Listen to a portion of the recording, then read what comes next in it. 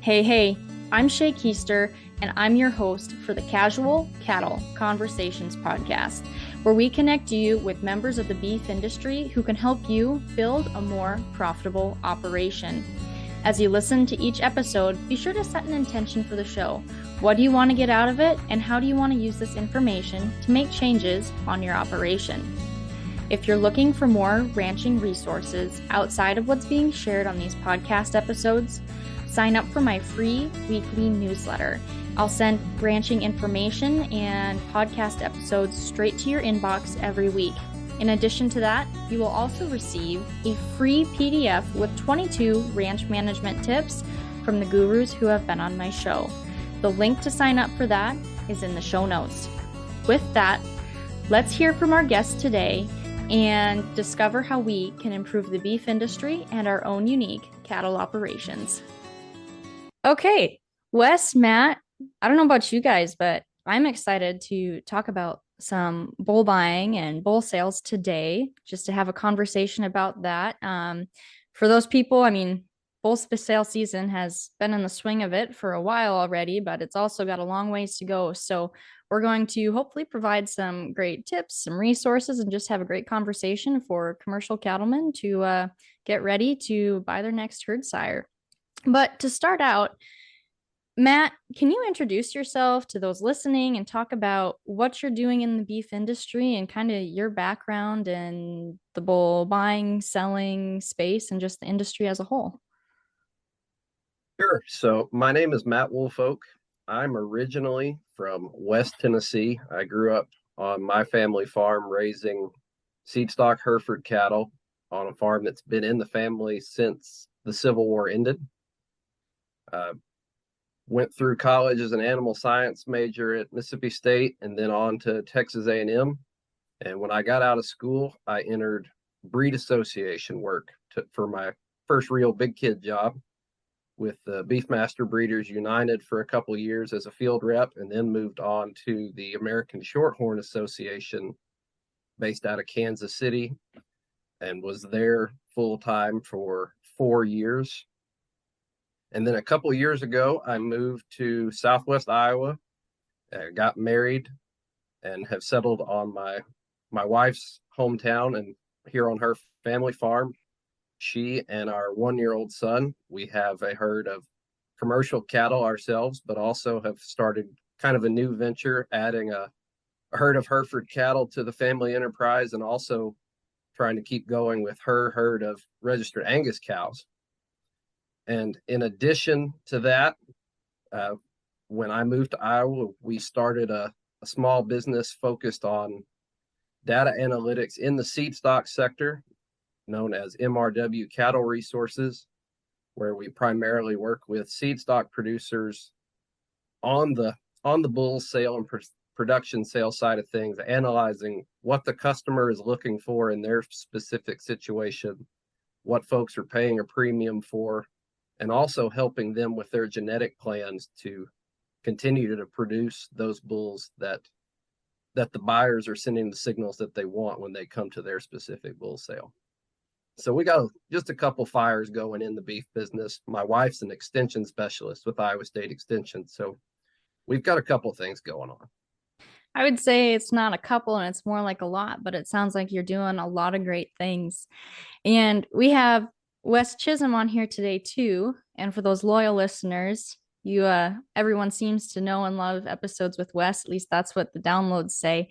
So Wes, do you want to talk a little bit again about, you're with Gallagher now, but I know in your past life, or not past life, but previous ventures before Gallagher, past life, that's what we're calling it. Do you want to talk a little bit about what you did before your time with Gallagher?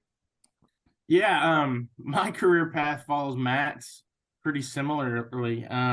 I grew up in Kentucky. We lived in South Georgia for a little while.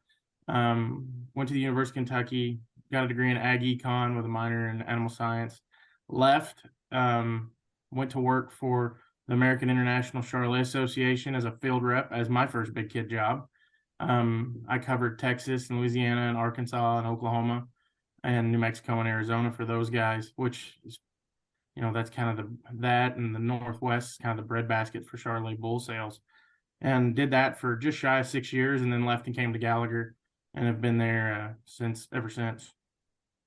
Well, it's great to have you back on the show again. And I'm excited for this conversation because I grew up with a seed stock background too. And as we prepare for our sale, it's it's just front of mind. And so I'm excited to talk to you both. Now, Matt, you mentioned that you're involved in you have like a commercial herd and you're also involved in the seed stock space. So I'm always curious, what has having that commercial herd taught you or maybe changed about how you raise bulls and seed stock cattle? Well, the primary reason that we have the commercial herd and keep it going as the majority of our cows right now is because my wife and I and her father, we do this together, but we all kind of feel that if you can't put your own genetics to work in a commercial situation, then your genetics are probably offline a little bit. So that's what we're doing. We're raising a lot of bulls here that go back to work on the commercial cows, and so it's kind of our testing and proving ground of, are we doing things the way that we need to be doing it for those bulls that we do sell to other folks that go to work in other commercial herds. If they don't work here, we're afraid they're not going to work somewhere else, and that we need to find a way to improve what we're doing and make a better bull for our commercial herd and the other commercial herds that we get the privilege to sell bulls to. Oh, right on. And that is very important. So you mentioned that you have MRW Cattle Services. Is that right? Cattle Resources. Yeah. Cattle Resources, MRW Cattle Resources. Talk a little bit more, go in a little more detail about what you're doing with that business. So I found the best way to describe what we do is just make it a hypothetical. And so for instance, Shaye, say we're working with your family's bull sale. And so a lot of what we do is, we take all the data and information you provide to the customer through the catalog, supplement sheets, what have you. We come to the bull sale, evaluate the cattle in person, record price data and any other pertinent information. And then once the sale is over, come home and take all that information and analyze it to try to find those key data points or figures or whatever it might be, whether it's a sire group that your bull customer is going to pay $800 more a head for, or if they're lining up and paying an extra $900 over sale average for a calving ease bull. It's just going through and dissecting where the dollar is being spent to help that seed stock producer say, okay, this is where I'm getting paid and this is what's valuable to my customer. So if there's a need for a shift in a breeding program or to try something a little bit different, you've got the dollars and cents proving it to help you know where to make that move and make that change. So what have been some of those value points where customers are spending more? Is it the sire groups? Is it a specific phenotype? Obviously, that varies depending on geographical location, but what have been some of those value points that you've seen bringing more money for seed stock producers? So number one data point that I've seen across 98% of sales that we've gotten to work with is that the higher quality, better phenotypic bulls still sell for more money. And that ranges across, I think, 6 or 7 different breeds worth of data. That ranges into bull sales in 8 different states and Canada. It's just been the best bulls still bring the most money. Granted, that's by my physical appraisal of them, so it's still a little subjective, but we've still got to make good livestock. They've still got to be sound. They still have to have the functional pieces we need. And then once you find the good bulls, then you can start to look at some of the data points. Now that varies from sale to sale and operation to operation, what might be bringing a premium, but making sure we have good, sound, functional livestock has been the number one driver of an added premium at every bull sale I've had the chance to work with. Well, absolutely. A bull's got to be able to walk and get out there and do his job at the end of the day. And we've got to like looking at them. If we're going to feed them and look at them every day, I don't want an ugly bull standing there, and nobody else does either. So obviously that is a very, very much a need and requirement for the commercial producer. What are some of those other data points or traits that commercial producers need to be looking at as they're searching for their next bull? Well, I to think the me, biggest, go ahead. I've talked enough for now. get a drink. No, I think one of the big things that, the guys we keep talking to and that I hear from is that they're looking for, bulls that are efficient and bulls that work in their environment. Once you get past having to look at them, if they don't look good very long, then that becomes the next problem. If the bulls aren't efficient, if they don't continue to grow, even as how many bulls are sold in this country as yearlings? They have to continue to grow and cover cows. Unfortunately, we don't give them a time to take a time out and finish maturing before we kick them out most times. So they have to be efficient and they have to continue to grow and mature and put pounds on themselves and cover cows. And I think that efficiency piece becomes more and more important every year, I think. Well, absolutely. And so, when you say bulls look good, this always leads me to the question as, how much cover to put on the bulls before sale day? Because you don't want to get them too fat. You don't want to, but at what does the commercial producer want as well? That's a double-edged sword. That's a loaded question, Shaye. I know it is, and that's why I asked. They'll tell you, "Oh, I don't want a fat bull. I don't want a fat one," and then inevitably they'll buy the fattest one that's there. And I can't blame them. Who doesn't want a bull that's slick and shiny and looks like $1 million? The problem with that is, and we all know it, you take that guy home and kick him out, and he'll sweat that baby fat off. So there is a magic, there's somewhere in there, there's a magic answer for your customers at your operation, how much cover they need to have. Some guys when I was a fieldman in South Texas, some of those bulls don't have near the cover that you'll see on bulls in South Dakota, North Dakota, and Canada. And it's just a factor of environment, and their customers know that those that are extremely conditioned won't last. They'll go out there and fall apart, and you'll have a credit on your hands. Matt, do you have anything to add to that from what you see? I think you guys hit it exactly on the head. It is definitely a fine line to walk between getting a bull in the right condition that he looks good on sale day, but that there's not too much of it there that when the customer takes him home, because inevitably you're going to have guys that come buy bulls. Some of them will take good care of them and kind of pamper them up to breeding season and make sure they're okay when they turn them out. Others will back up the trailer and drop them with, in all reality, probably too many cows and work them too hard, and they'll fall apart. And then you're left with a dissatisfied customer, a bull that's not going to be able to work a second breeding season. And that's a hard one to fight too. You can't control what they do from the time they leave your ranch, but if you get them too fat, people aren't happy. If they're too skinny, people can be dissatisfied too and say the bulls aren't good enough. So it's a hard challenge. It's a challenge I think everybody that's ever tried to sell a bull has fought with. Now, you brought up a good point that like seed stock producers cannot control what the buyer does once that bull walks off the trailer, once that transaction is made.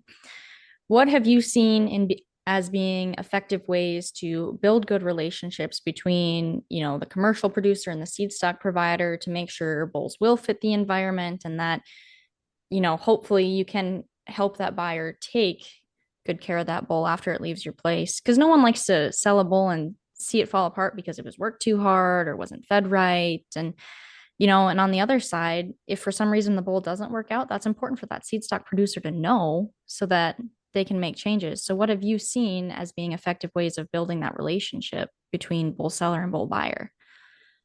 I think the biggest deal there is follow up. So many times I don't think guys reach back out to their bull customers and just check on the bull. You know, and it doesn't matter if we're selling bulls or selling, you know, widgets at the store. Everybody's heard that, you know, they get a phone call a year later and said this thing's never been right since day one. Well, has it not been right since day one, or did something happen somewhere down the road and they were dissatisfied?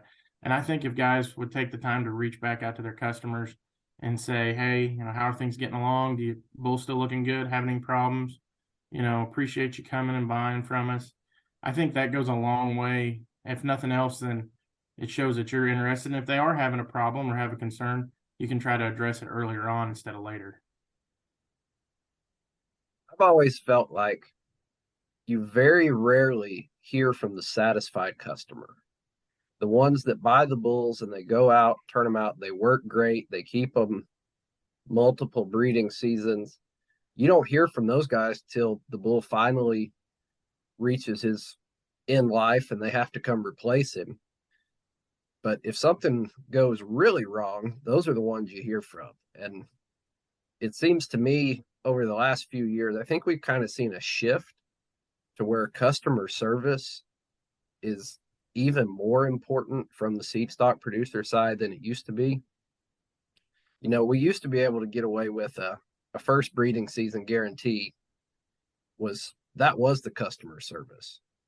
But now you see things like delivery help or free delivery in some cases. I've seen some bull sales that will offer free delivery to anywhere in the continental United States. Yeah. To try to get people to come check out their genetics and be a part of it. Whether it's calf buyback programs for some is an option for some folks. So the customer service piece is becoming, I won't say it's as big a piece as the genetics that we offer at this point, but it's a growing additional piece of what the seed stock producer has to do to keep that customer happy. And it's like Wes said, if you reach out to folks, you might learn of a few more problems the more folks you call up and say, hey, how are the bulls doing? But it helps you get better.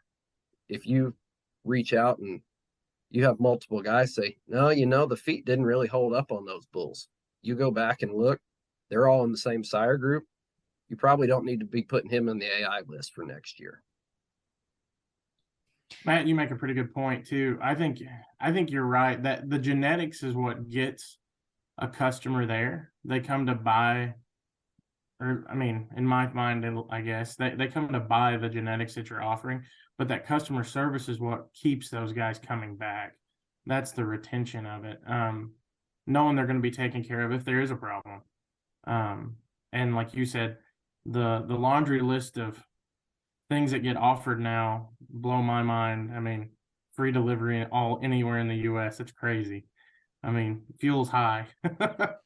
But customer service is important with any business, so it very much needs to be with the bull selling business. But you, as a business owner, you have to, well, like you said, fuel's high, so you have to know what you can afford too as far as customer service. But I agree that following up with your customers, calling them, those are key factors to keep that relationship strong. Now, my next question is kind of focused a little more on the commercial producer as they're buying bulls and looking at, you know, what's your bull budget for the year? Because you're going to have two different producers with two very drastically different budgets in some cases as far as what they can afford for a bull. So what are some of those factors that commercial producers can look at to determine, you know, are they going to get an ROI on this bull? Like how much can they afford to spend on a bull? For me, I think even before you start into how much can I spend on a bull, you have to know what kind of bull you need. You know, just because your neighbor has a bull sale coming up and they're offering 50 bulls, but if you look really hard at what you're trying to do with your operation, if none of those bulls fit, then the convenience of there might be 500 bulls selling within 10 miles of your house, but if you're trying to say make smoky charolais with your black cows and all 500 of those bulls within 10 miles of the house are Angus bulls, you're not going to accomplish that goal very well. And so I think before you can even really get into the budget, you got to identify what you need and see if it's out there and where it is. And then you start kind of putting the pencil to it. We have a pretty good idea of what kind of returns we're getting when selling feeder calves or replacement bred heifers, if that's what you're doing in your commercial situation. The old saying, you can afford to spend what 3 to 5 feeder calves brings on your next herd bull. Well, if you're selling bred heifers and that's your bread and butter, I would argue that adage still works. But now you can kind of look at, well, what did I get selling 3 to 5 bred heifers last year? And maybe that helps define your bull budget a little better. It's that the fun of this is it's different for everybody. The problem with it is it's different for everybody. Wes, do you have anything to add to that? No, he hit that one pretty good. And he's exactly right. I mean, it's not a one-stop shop fits all, one size fits all deal. I mean, everybody's got to tailor it to their own operation and what their goals and wants are. I mean, if you're somebody that is, like Matt said, really concerned about making smoked calves, but you've got to have low birth weight and you've got to have carcass and things like that on top of it all, your wants and needs are going to be totally different than the guy that's wanting to make, those grade A high-end replacement heifers. So, I mean, you have to know your program and know what your wants and not just go by the bull of the month club. Absolutely. Go ahead, Matt. With our commercial cows right now, we're in the middle of bull shopping just like everybody else. And we're going to have to add multiple bulls this year, but those bulls are definitely not the same type and kind. It's not, let's go find one kind of bull and buy multiple of them. No, we've got to have a bull for mature cows. We've got to have a heifer bull. We've got to infuse some crossbreeding. And we can't do all of that with one bull. Or if we find him, we can't afford him because he's going to be in an AI stud somewhere to make the next generation of seedstock bulls. So you got to know what you want and then be able to manage a budget as best you can and make the most of that dollar however you can make it happen and still get your cows bred. Absolutely. And I think on top of that, it's thinking ahead because you're buying a bull now, but when will you be selling his progeny to, and who are you going to be selling them to is something that needs to be at the top of your mind as well when you're looking at bulls. So you mentioned know what you want to improve, know what you're needing in your herd. Seedstock producers are collecting tons of data on their own herd. What tools, technology, advice do you have for commercial cattlemen to either collect data or analyze what they need to improve in their herds in another way? I think the biggest deal and it applies to purebred or commercial guys, you can't know what you don't measure. So just because you've spent a lot of money on bull A and not as much money on bull B, don't assume that the calves out of bull A are going to be the best. If you don't run those guys across the scale, take weights, see where you're at. I mean, you might have spent 3 times the money on bull A and the calves are, 40% lighter. Well, was that a good investment? Was that a good ROI? Probably not. Might not need to do that again. Or even if Matt, made the point about we have to look at them. There's been some bulls in the world that have been a little on the ugly side that have went and outperformed and outproduced themselves, and their calves have been groundbreaking. And just because that bull is really pretty and he looks the part, I mean, if you don't measure what he's doing, you don't know if he is or not. I would agree, Wes. I mean, here, a lot of folks like to say, we run our seed stock like commercial cattle, but we're fortunate that our house, the Angus, the Herefords, and the commercial cows run in the same pasture, and they are treated the same. And that's the same with data collection. Every calf that comes across the scale at weaning is going to get weighed. And, even with the commercial cows, those records are are kept. My wife's a meticulous record keeper, and she can go back probably 10 years of records on the commercial cows here and know which ones work and which ones don't, and which sires that were brought in or bred here have left a positive impact, and which ones regret ever unloading off the trailer. So you've got to have some kind of information. If it's just, I mean, even if it's as little as you've got your sale barn stub from last year when you took your calves, so you know what they weighed and what they brought, that's at least a starting point to somewhat know where your genetics are to help you get better moving forward. Matt, are you doing any DNA testing on your commercial calves too? We kind of kept that strictly to the registered cattle at this point. We've definitely had the discussion of using some of those commercial panels out there, more so on the heifer side, to kind of gauge what we might have and help make those replacement versus selling as bred heifer decisions. We haven't invested in it yet, but that's definitely a conversation that's been had several times at this point. Well, yeah, I know that's something that's been a topic on the show before too. So I always like to ask people where they're at with that thought process. So, about the time I thought we were going to dive into it, our diaper bill got really high. And so we kind of put it on the back burner for a little bit. So do either of you have anything more to add to the conversation about what commercial cattlemen can look at before they buy bulls?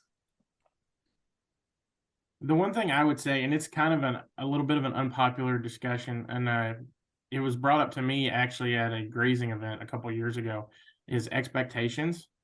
And I don't mean it badly, but some of these guys get in their heads that, I want this bull and he's going to be this and this and this and this. And that bull that is what he's looking for, that's the next great AI sire. And he's going to bring $200,000 plus, $500,000, $750,000, who knows what. And you can't get so wrapped up in, he's got to check all these boxes that you get yourself in a bind where you keep passing on really good options and then you don't get a bull. So I think that, and like I said, it's not an easy discussion to have, but it is one that, you have to know what you can afford, and you have to know what your expectations are. Just because you want that bull, we all want that bull, and somebody's going to pay a lot more than I know I can. So, I mean, like I said, it's a hard discussion, but it's something I think everybody needs to take in consideration when they go to pricing out what they need. Yeah, that 5 feeder calf budget doesn't buy the bull that checks every single box. I can assure you that doesn't work very well. But, every bull you bring in, whether it's a walking herd bull in a commercial situation, or if it's a more progressive commercial operation that's AIing, every bull is a tool to try to improve something. Now, I try my best to not get myself into the box of every bull has to do everything, because that's just, like Wes said, expectation there is unrealistic. And so I try to look at it more, and the folks that I work with, we kind of have the discussion of what is the main thing you need a bull to do in this situation, and then go find the best one in your budget that can do that. He may not be the one that gives you calving ease, carcass, and insane growth, but if you need a heifer bull, the insane growth piece isn't what you need to place your value on. It's finding the best calving ease option you can and getting him bought and putting him to work, and just remembering that every genetic decision you make is a piece of the puzzle, and trying to do it all with one bull in one fell swoop is just an unrealistic expectation in just about every situation. Well, thank you for all that insight. Now, another question that came to mind is, what have you guys been seeing kind of across the country as far as producers adopting just doing like video sales? Well, I mean, not necessarily just online. Like, for example, like my family, we have EV auction come in, but we also we have the bulls penned outside, but we don't run anything through a ring anymore. So are you seeing a lot of producers kind of get rid of running cattle through the ring, or how have you seen that shift in the past few years? You know, there was a time just a few years ago that I would have thought that we would have been completely at video sales now. But I think if you look at the population and the age break in our farm and ranch communities, there's still enough, I don't want to say old timers, but there's still enough of a difference in ages. The guys that are making the decisions and writing the check, those guys still like to see those animals go through the ring. And then from on a seller side, you know, we can present these guys really well. We can have the very best videos, and there's still going to be that instant where some bull comes in the ring and a guy goes, well, that's not enough money for him. He's really good. And you get that extra bid or two, and who knows where you go from there, that we lose with a video sale. So goes back to that, you know, the right thing for the right operation. It does, I think, cost more to not, or cost more to put them through the ring if you have to hire in help. It's easily paid for to do the video only if you have to hire help for sale day. If you're one of those people that have big families or have neighbors that come over and work for a meal, those deals are not near as expensive to do.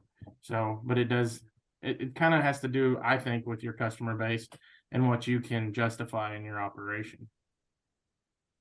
I'll actually argue the other side of that one here, as far as kind of being pro video sale, because it gives you flexibility. You know, if we were to get to the point of having a production sale, we don't have a facility where we could set up a sale ring and run bulls through it. There's just no way. We'd have to go off site to do it, and the options to do that aren't great. And so it gives you the flexibility to, say, clean out the machine shop for a week, set up tables and chairs and a couple TVs, and pin the bulls outside, like Wes said, and you can go right at it.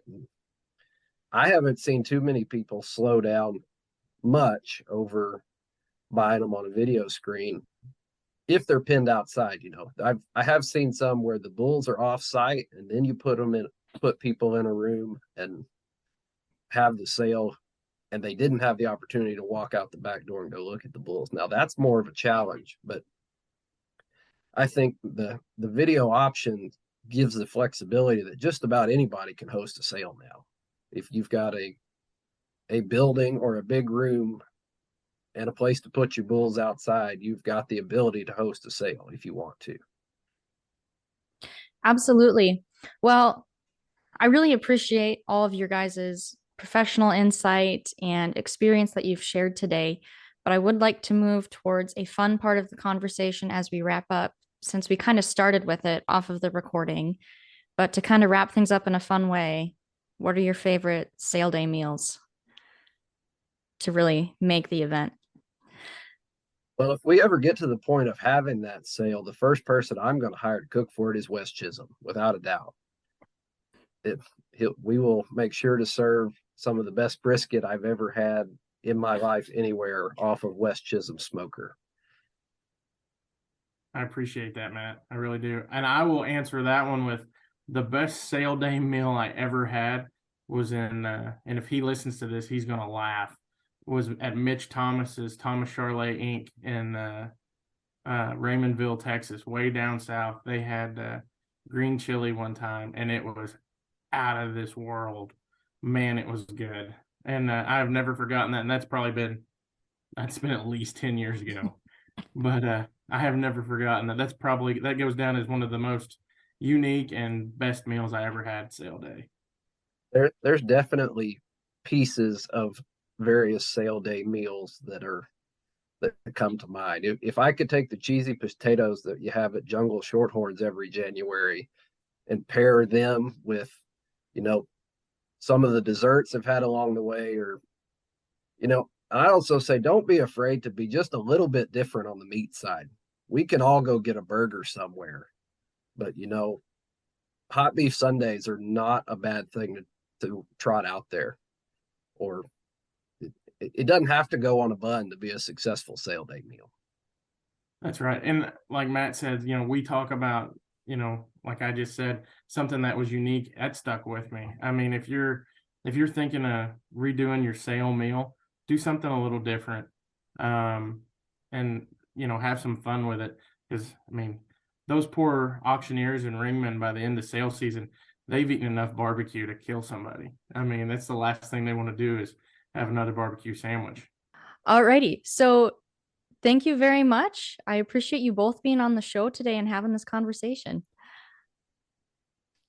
Thanks for having us, Shaye. Appreciate the opportunity. And that's a wrap on that one, folks. Thank you for tuning in today and joining in on the conversation. Be sure to take this a step further and take the advice you learned and implement it on your operation. If you want to have a conversation about it, head over to my social media and send me a DM by following @CattleConvos and connecting with me there. Have a great day.